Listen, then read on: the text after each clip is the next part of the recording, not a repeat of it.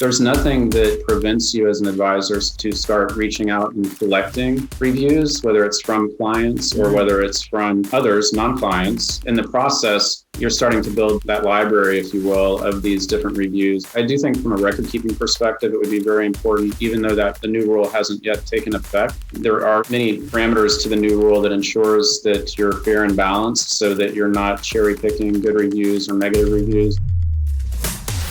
Welcome, Model FAs. I am excited to bring a hot topic and a great person to this episode, Brian Thorp. Brian Thorp is the founder and CEO of Wealthtender, which is an online marketplace helping people find the best financial advisors and educators for their individual needs. Brian believes everyone deserves help with money matters from someone they can trust, no matter their income or stage of life. With over 25 years in the financial services industry, Brian is applying his experience and passion at Wealthtender to help more people enjoy life with less money stress. And today we're really going to be discussing the new SEC rule that I think most advisors are excited about regarding being able to solicit reviews from folks and help their prospects in their decision making by seeing what other people think of them. So Brian, welcome to the show. Thank you very much, David. Great to be here. Awesome. So in your bio, right, it mentions that you have 25 years in the financial services industry. I think our listeners would be interested about your journey from kind of how you got started in the industry, steps along the way, as well as what exactly you're doing now. So if you could highlight some of that stuff, I'd appreciate it.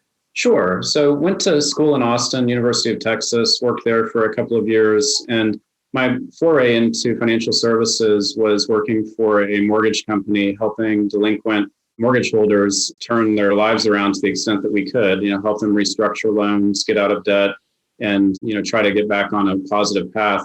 So that was the kind of the first experience. And after a couple of years, moved back to Houston, where I grew up, and began working for what was AIM Funds at the time. And, that quickly became Invesco. Worked there for 22 years through the middle of 2019, most recently leading the key account team. So at Invesco, the responsibilities that I had was a team responsible for the distribution of our mutual funds and ETFs through all the wealth management firms, whether the big wirehouse firms, the independent firms, RIAs. And throughout that journey, really gained this tremendous exposure to not only the asset management side of the world, but obviously the benefits of human help and financial advice for people, again, really no matter their income or stage of life, as you mentioned in the introduction. And I think that's really an important part. When I mentioned before Invesco being at the mortgage company, on the far other extreme, where these were delinquent mortgage holders, really just trying to turn their lives around, to the world that many of us know, which are helping people, many of whom already have a fair amount of money, trying to make more of it. And that's really where with Wealthtender, we're trying to be much more inclusive than a number of other sites that are out there to help people no matter where they are on their journey. And the opportunity, I think, to really take advantage of some of the different ways that through technology and then through, importantly, the role that human advice has in helping people, whether it's through financial coaches or financial advisors, can be really instrumental and integral in the lives of people that are trying to get on the right path and achieve their goals. So with Wealthtender, you're doing a good job of, helping any consumer get the information and education that they need to put themselves in a better spot. But it's also beneficial to advisors as well. For sure. So can you share with everyone listening why it's beneficial for advisors to take a look at Wealthtender as well?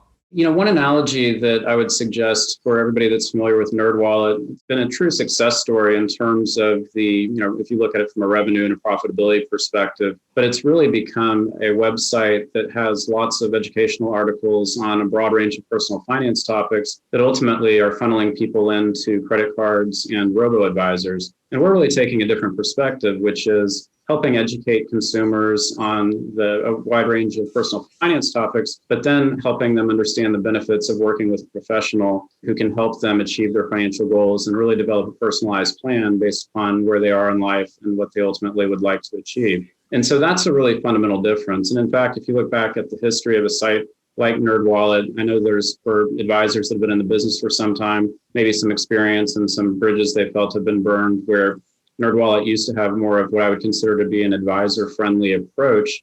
And since that time has really gone in the direction of, even if you were to do a Google search for, best financial advisors and you land on a NerdWallet article, they very quickly take you to the benefits of working with a robo-advisor because that's where they're earning their income.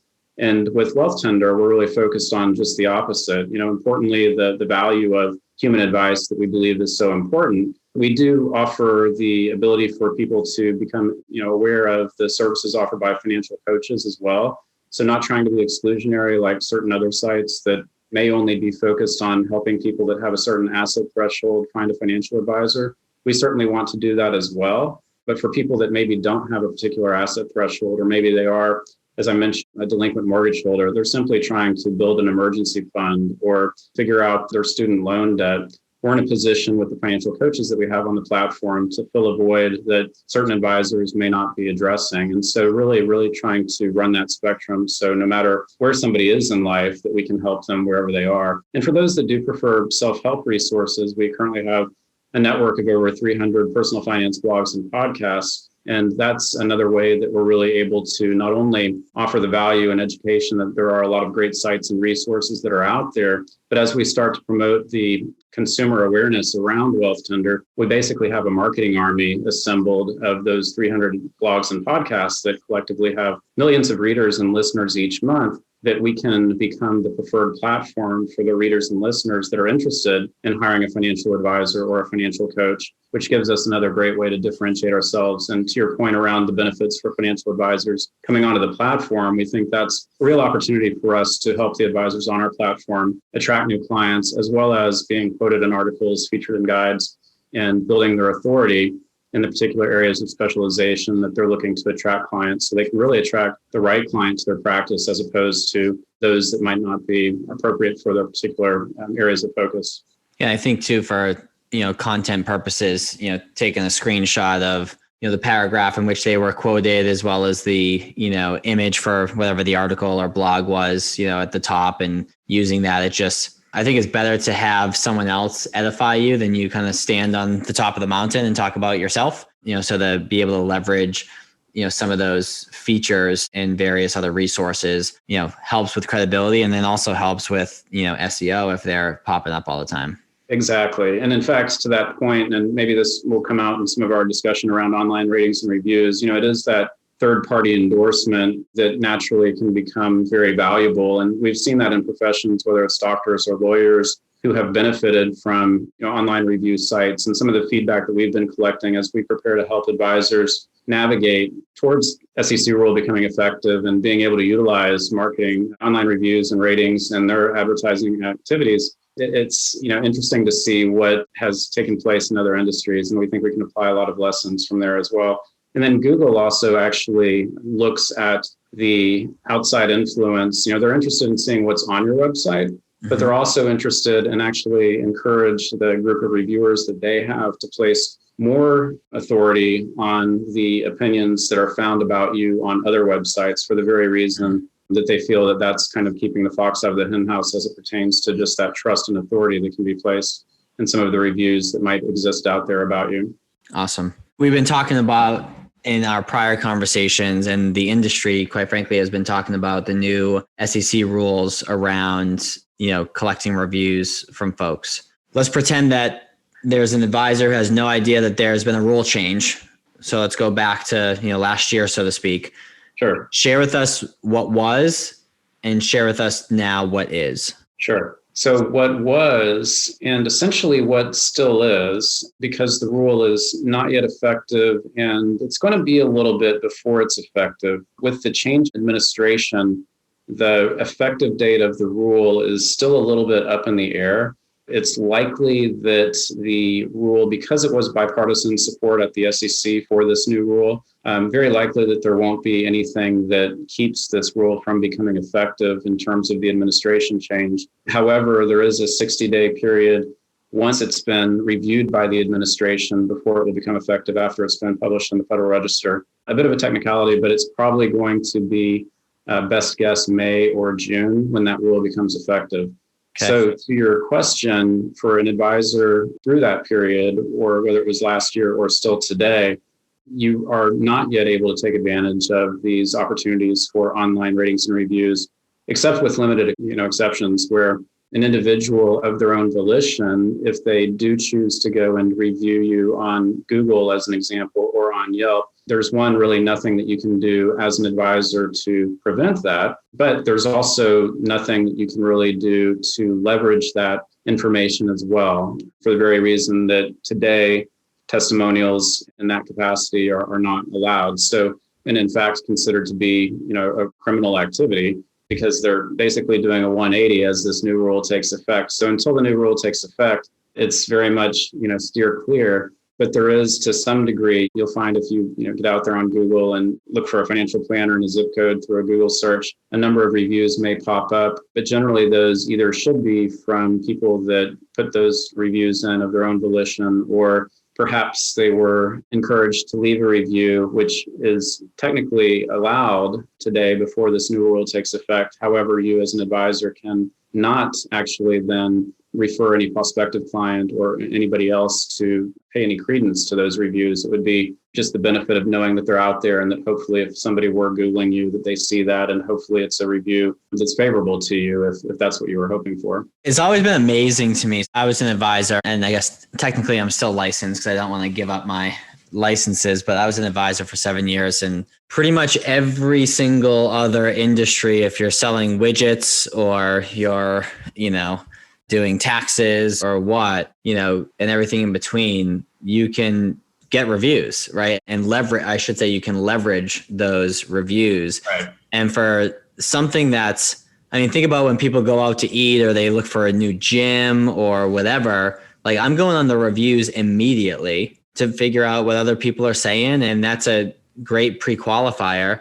And it's just that I've been amazed that it's taken this long to actually be able to do that, especially in an industry like ours, which is so personal and so trust-based. And we're not given the opportunity, or we haven't been given the opportunity to allow others to pass that trust to others at scale, as opposed to, simply just having a one-to-one conversation. Why do you think that rule has been in place, this whole time in such a trust-based industry? It's a great question, and it really does date all the way back to 1940 when the rule effectively, the 40 Act rule began to take effect. And then, this rule that has been on the books since 1961, best of intentions, like so many things that the government tries to impose, but the unintended consequences are exactly as you just said. And it's truly fascinating, but it's truly been over the last, 40 or 50 years now, just this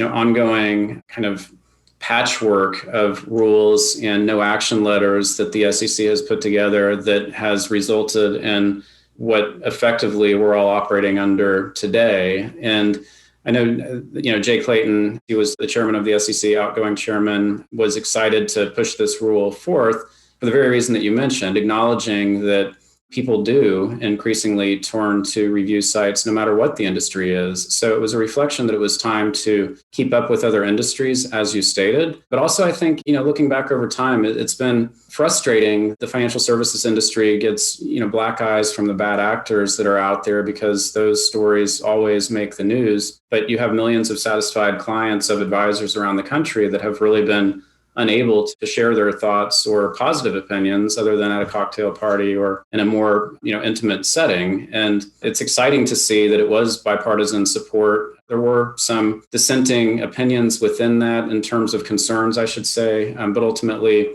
bipartisan support and unanimous support for the rule from both sides. So I think that's a reflection that this was just long overdue.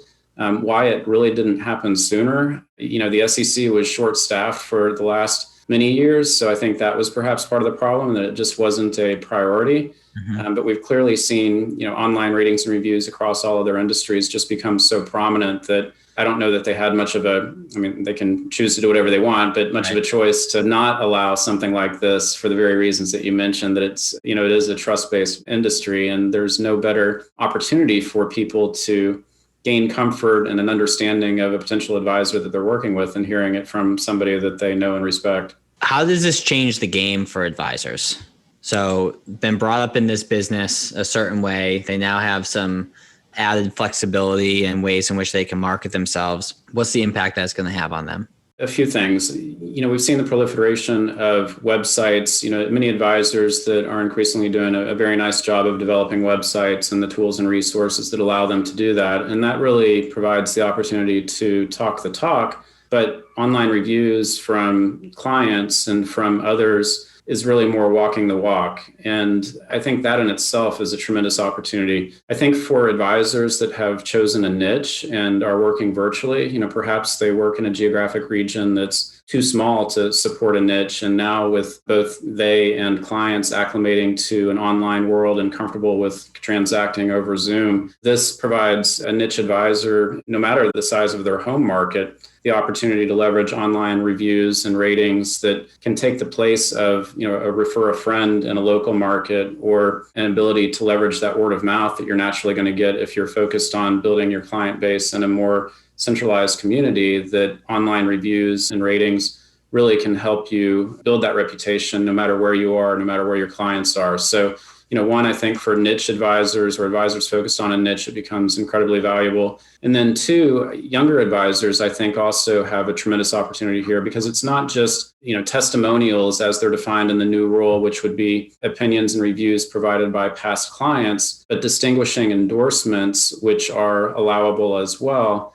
And, without using the technical legal terms, basically can be anybody that's a non-client. So if you're a younger advisor and you have a great network of people that essentially can vouch for you and who you are, your character, that can be a tremendous opportunity to build up online ratings and reviews that still will, I think, resonate with prospective clients, even if you're not in a position to gather a lot of reviews from past clients or existing clients. And, as we mentioned with the, focus on a niche, I think another area of opportunity for advisors is, whether you're perhaps based on maybe a faith-based niche, or you have a particular occupation or industry where by definition, the way that you've helped build your business has perhaps been speaking at various events specific to that particular niche, or building yourself as a leader and an authority. The opportunity to reach out to people, even if they're not a client, but people that have seen you present or recruited you to present at one of their events specific to the niche that you're operating within, that can become a tremendous endorsement that could be just as valuable, if not more valuable, for the very reason that that voice is coming from the exact person within that particular industry or niche that you're looking to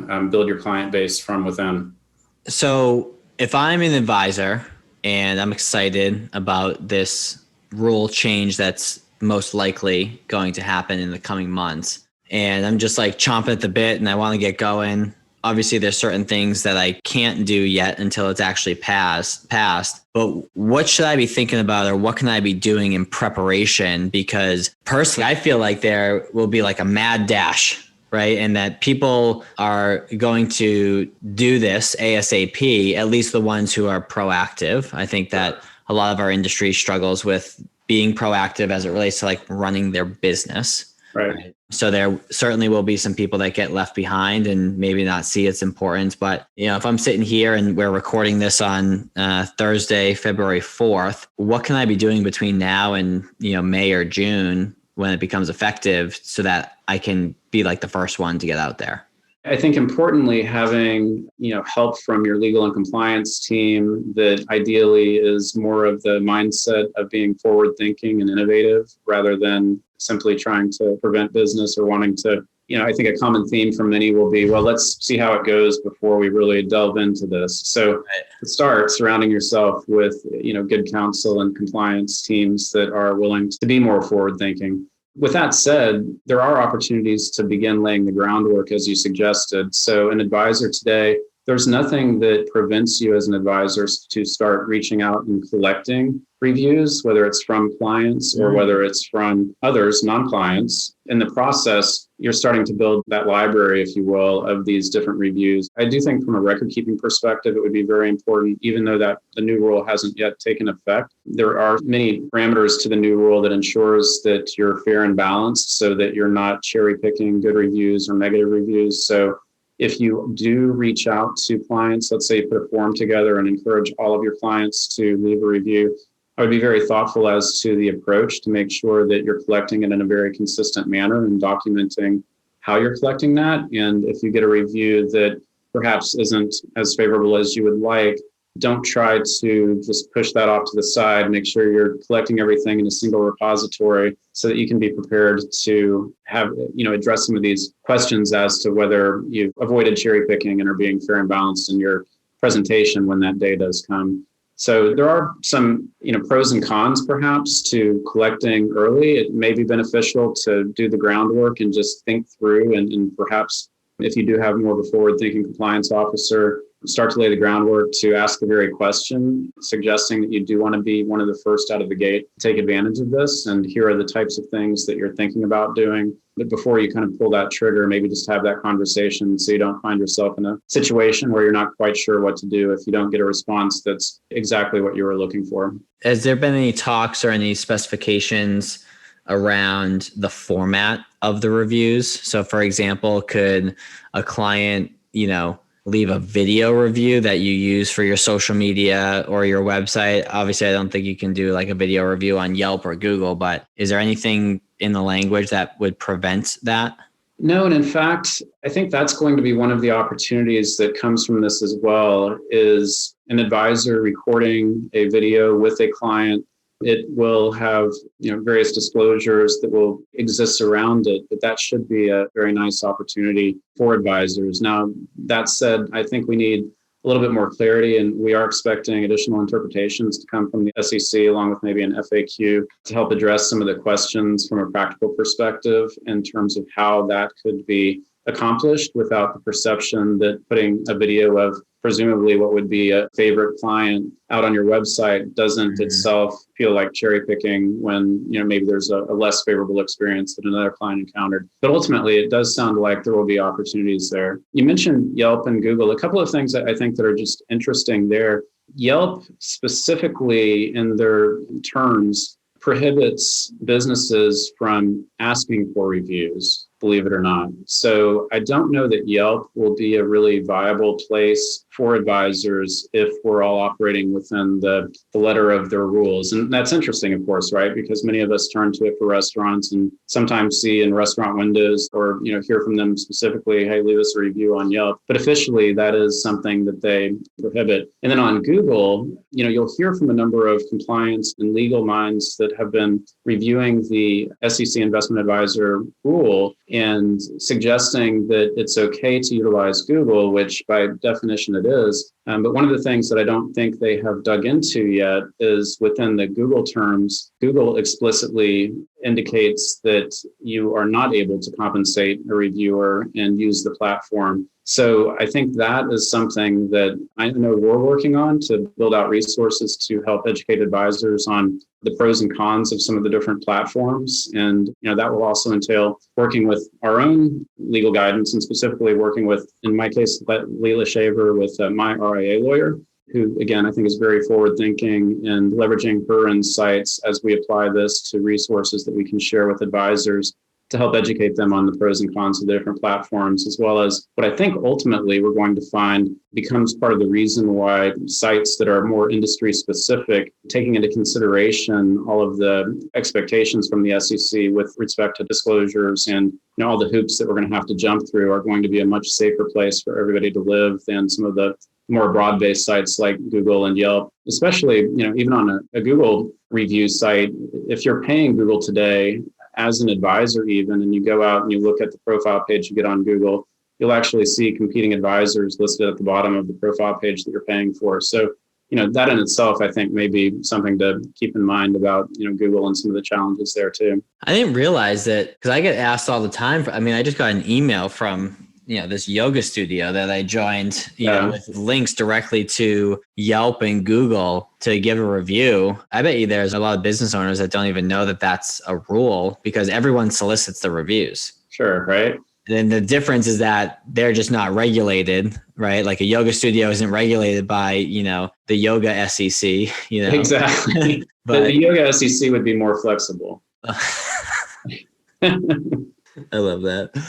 Hey, Model FAs, I know you're enjoying this conversation, but I wanted to take a quick break to talk to you about the Model Fa Accelerator. This is a unique collaboration between us and you, where we help you build a financial advising practice that you can be proud of. We focus on the foundational concepts around how to pick a niche or a specialization, how to price your services, how to construct an offer that people are going to buy, and then how to market it and sell it in a way that'll get people to sign on the dotted line and become clients of your firm, all while giving you the information to scale and set up workflows and operational processes that will allow you to reclaim your time and build a practice that doesn't run you. So if you'd like to hear more about that, go to www.modelfa.com/accelerator or www.modelfa.com. Hover over, work with us, and click on Accelerator. Hope to see you in the program. So what I'm hearing is that the reviews most likely will be used on their website and social channels more so than the traditional places that you go and get reviews. So with that being said,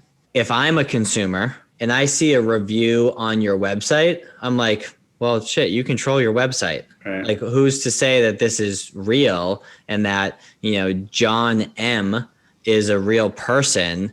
Whereas if I saw something on Google, like, I know that that's legit, or at least I would assume that that is legit. So I almost feel like, could it work the opposite way? I'm just kind of thinking out loud here and playing devil's advocate, but could it have the opposite effect where it's like, I don't know if I trust that because it's on a platform in which you control, in such a review-driven world that we live in right now, and leverage that. And, the trusted resources are Google and Yelp, just to name a couple, and not necessarily a website, because the website you control. So I guess, how would you respond to that?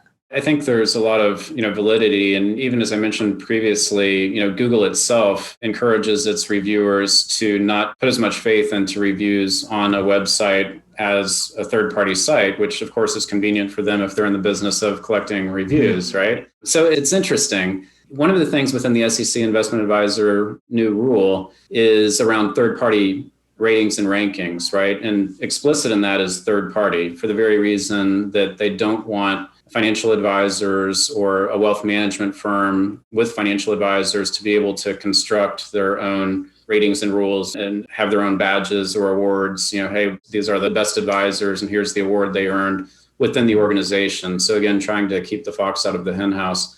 So that's explicit in suggesting third-party ratings and rankings. Again, you see Barron's or Investopedia or any number of those types of words being still very much allowed with specific rules and regulations around them. But I think to your point, from a consumer perspective, that's an example of where consumers say, oh, I'm familiar with Barron's, familiar with Forbes or Investopedia or whatever these different third-party ratings are, so I trust that more. So when it comes to online reviews, to your point, I think not being on the site of the advisor in this case itself could be more impactful in many instances. Google certainly becomes one of the most well-known where people turn. What's interesting is if you look in the medical or the legal areas, certainly you see Google reviews for doctors and lawyers, but in those professions, it's sites like lawyers.com, avo.com, even though they don't sound like household names. The reason why I think they've become the dominant platform for ratings and reviews, in this case for lawyers, is because when you're conducting that Google search, one of the top things that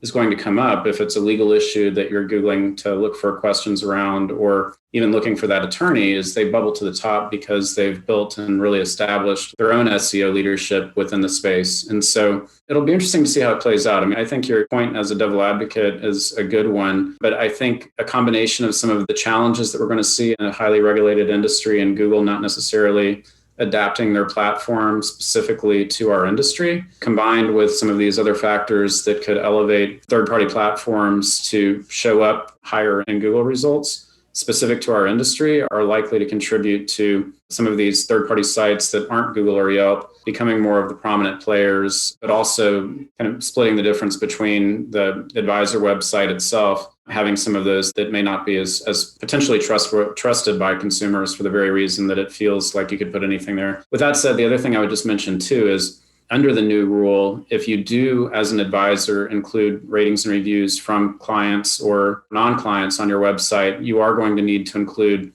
a lot of disclosure, which I think is very appropriate and fair disclosures that they've come up with, but alongside any of those reviews. So that itself could potentially help alleviate some of the concerns from clients that are out or from prospective clients. So with this being a brand new topic to me and something that hasn't actually happened yet, it's happened, in theory, but not in terms of like being live and people can take action on this, at least at the time of this recording. I feel like I've asked all the questions that I could think of to uncover some valuable information for advisors who are listening to the show, but I don't want to, be too naive to think that there aren't any other questions or any other pieces of this that we should be talking about. Is there anything that I didn't ask you or any topics that we did not hit on that we should be talking about?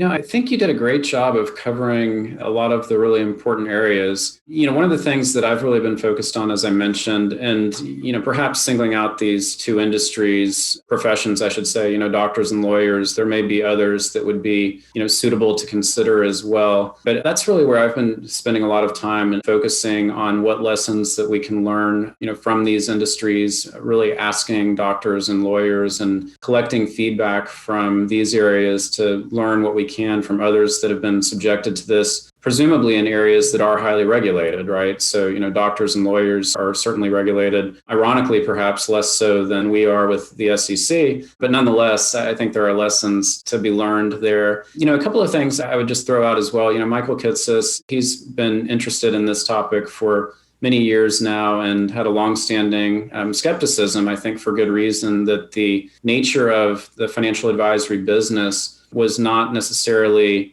likely to make online reviews and ratings successful, even when this day came that they would become, allowable under the rules. And his rationale for that in a meaningful way has been the nature of the advisory business that, once you have a client, generally that client sticks around for a long time. It's much less transactional. However, I think, in many instances, whether it's, doctors or lawyers, you could argue that in some instances that can be fairly transactional as well. But for many people, there is that comfort and that relationship that's built a very long period of time. So, I would just suggest that while there is some skepticism out there, I do think that advisors need to be prepared for this new world and certainly don't need to pursue online ratings and reviews, but do need to be prepared and thoughtful to understand the ramifications if they choose not to go down this path as well. So as an example, if we do start to see more of these sites proliferate and certain advisors, as we would expect, being proactive and collecting a lot of ratings and reviews and starting to become more known as a 5-star advisor or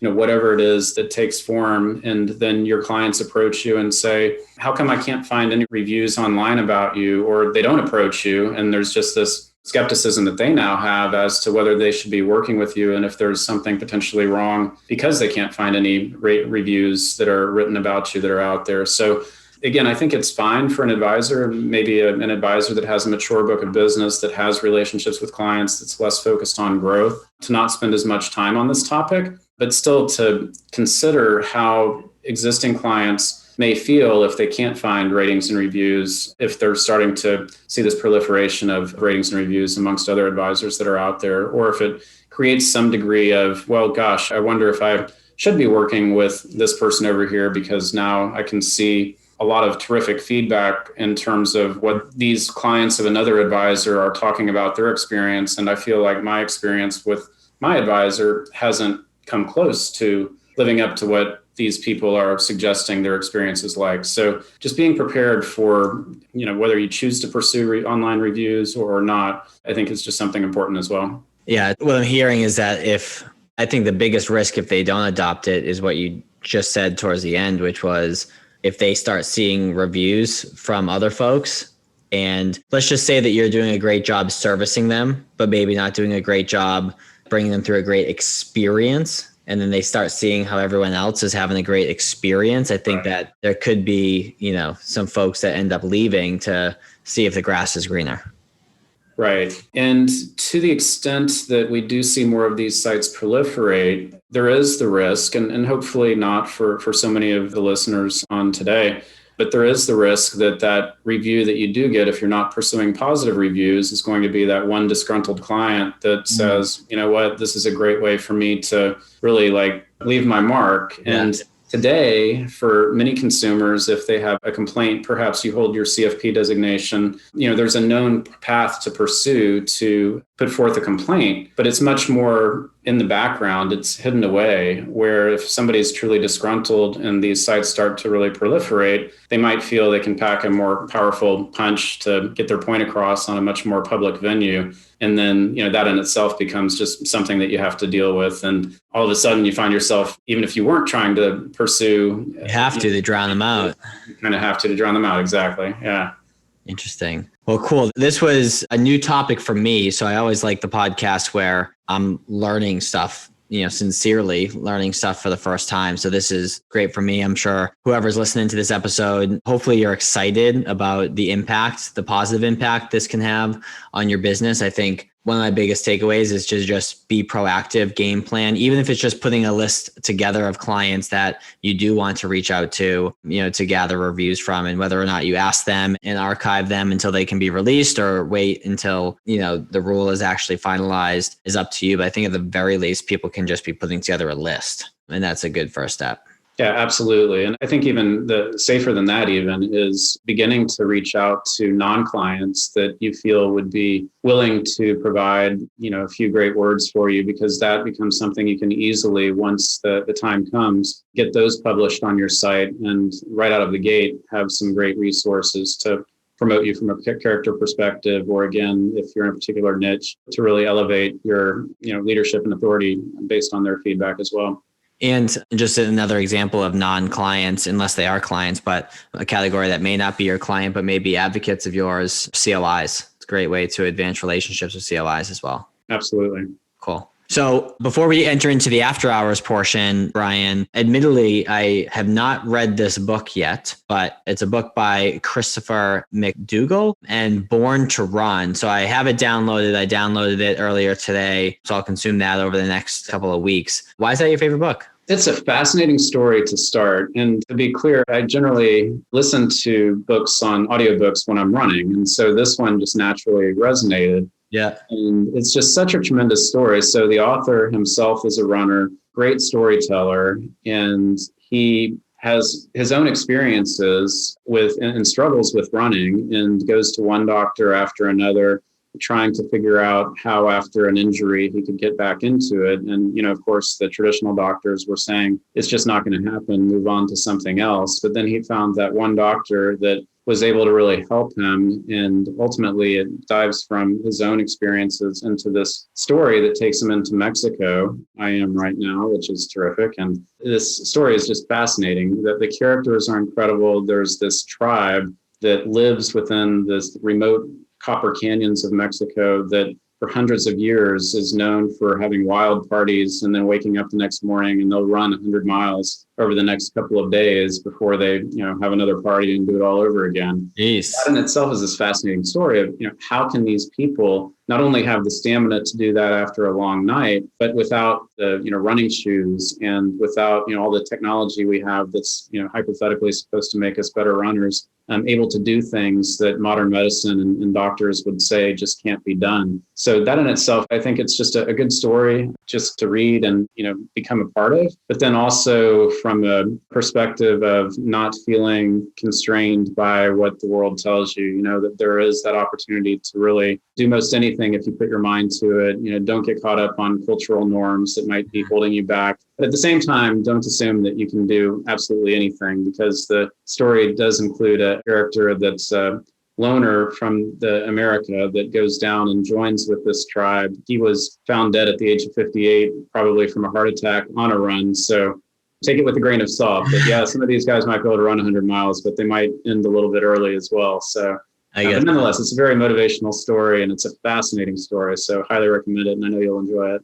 Love it. I'm looking forward to it more so now. So I appreciate you sharing. Now, before I close out the show, where can people find you, Brian? How can they connect with you? So wealthtender.com is the website, Brian, Brian at wealthtender.com, and pretty easily found on LinkedIn or wherever else. So Brian Thorp, Thorp. And hopefully you can find me there, and feel free to reach out directly online or by phone at 512-856-5406. Awesome. So for those of you who are listening, make sure that after this episode, you are putting together your list of folks that you're going to start gathering reviews from and put together a plan of action. Consult your compliance team, of course, to see how receptive they'll be to this new rule and if they're going to be first movers or ultimately what that's going to look like. And if you did find value in this, and because this is a timely episode, I would be sure to share this with your peers who you would like to be a first mover with. So go ahead and share this episode. And if you would be so kind to leave us a review on iTunes, we would greatly appreciate that. And if you text me the word accelerator to 978-228-2338, there'll be an automated reply, a quick form to fill out, just like with your name and whatnot. And then it's chatting with me directly. So I'll get a notification that says you said accelerator. And what I will do is give you access to our entire digital suite services as a thank you for leaving a review. So basically after every episode, if we get 2 reviews, if we get 10 reviews, if we get 100 reviews, whatever the number is, everyone goes into a raffle. We pick someone out. So we've done book giveaways, we've done coaching giveaways, we've done now the digital suite of services giveaways. So want to, of course, extend the thank you for taking the time to leave a review. So please do that. And we're now heading into the after hours portion. Brian, thank you so much for attending. Thank you. Awesome.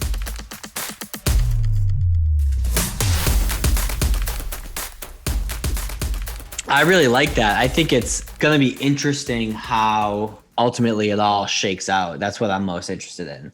For sure. And I think that there's like certain advisors, as we know, that are more in tune with marketing, right, than others. Like I want to see like if there's any pushback, like if people end up being too aggressive, right, with what it is that they're doing. I want to see, what dinosaurs in the industry are just simply stuck in their ways and stay that way, right, and don't innovate. But I think this is a perfect example of an opportunity to innovate beyond what you're used to doing, because everyone has the opportunity to innovate at the same time, as opposed to, adopting a website or updating a website or doing social media. It's like, no, this rule is going to be a hard date in the sand as to when you can start doing it. And it's going to be interesting to see who the first adopters are. Yeah, it's going to be really interesting. I think there's, we didn't touch on this because I didn't want to go too far down the proprietary path, but, on Wealthtender, we have the directory profile page listing for a financial advisor. And then if you as an advisor also have a blog or a podcast, you can have a profile page for that as well. And while you can't collect reviews, we haven't turned on the functionality until the rule becomes effective for your advisor. Oh, you can do it there too? You can collect reviews on most forward-thinking compliance people will tell you it's okay to collect reviews on your blog, which if it's oriented around education and your podcast. Yeah. So I think that is a great way for advisors that have a blog or a podcast to kind of practice collecting reviews. And then I would make the case that in many instances, those reviews could be just as impactful as a traditional review about who you are and the services you provide. It may not be as explicit into the specific requirement or the regulations for the new rule, which is more about securities and investment advisory services. But I think if, from a consumer perspective, they're reading a review that speaks about the caliber of the content that you're providing or the podcast that you put out, it's still the affirmation that prospect is hearing from a third party that is increasingly getting them comfortable that you're creating a lot of value and would be potentially a great advisor to work with. Yeah, it's going to be interesting. How you like Mexico? Mexico's amazing. What part are you in? So we are in Tulum, about an hour and a half south of Cancun. Nice. And, we first came in June of last year for like a week for traditional vacation, and everything was just beginning to reopen. So it was pretty deserted, and they were, very serious about the mask rule. If you were in public, if you didn't have your mask on, they can throw you in jail for 36 hours. So, oh, wow. Real good reason to keep the mask on. Yeah. And, now it's definitely filled back up. It feels in the tourist area, which we don't go to that much now, it feels like nothing ever happened. But in most of the town, you still keep your mask on. It's more lax than it has been. But I think like many places in the States, it's, you wear the mask in public, and then you can get into the restaurant or the grocery store. Well, you're in the restaurant and take it off. The grocery store, they zap you on the way in, and right. You're kind of stuck with it. But it's good. It's been great down here. It's beautiful weather right now. 5 minutes from the beach and 5 minutes into town on the bike. Nice, man. Great. Yeah, Pat and I are traveling to Medellin, Colombia here in 3 or 4 weeks. So excited to get some nice sun. I mean, in Florida, it's sunny, but it's a little chilly right now where I'm at. So looking forward to that. I got a couple hot seat questions to end out the after hours portion for you. So one is pretty straightforward, and I'm super curious to know what your answer is. And then the other one is a little fun. So would you rather live one life that lasts 1,000 years or live 10 lives that last 100 years each? As a happily married man, I'm going to say one life with the woman that I love. Love it. And for an eternity, just like is the current plan. Yeah. And with that said, I think, assuming that we have full health through that period, reinventing yourself is something that can be done throughout time. And certainly my wife and I, we don't have kids. We have the privilege of having more flexibility than many. But using COVID as an example, where we're generally living in Houston, we realized we don't have to be here. Let's do something else. And we've had a great time, living and working from Tulum. So that's, one way I think that we can, within this one life that we do get, evolve over time and take advantage of opportunities that otherwise might be a hindrance and turn them into something that's, fun and an interesting adventure. I think that's a great answer. And your wife would be proud. Right. So last question, would you rather begin every sentence with, "Hey, idiot," or end every sentence with, "Haha, I was just kidding"? That's a good one. Because think about it, right? Let's use your wife as an example since you brought her up. If every time you addressed her, you said, "Hey, idiot," you're in trouble. And if every time you said, "I love you," and you said, "Haha, just kidding," you're in trouble. So you're kind of in a pickle, man. Yeah, I think I'm going to have to go with the "Hey, idiot" and do my best to turn that into some term of endearment. There you go. I love it. Well, thank you for the time, Brian. For those of you who stuck around for the after hours portion, hope you got another nugget or two, maybe some inspiration to travel and a laugh towards the end. So we will see you on the next episode.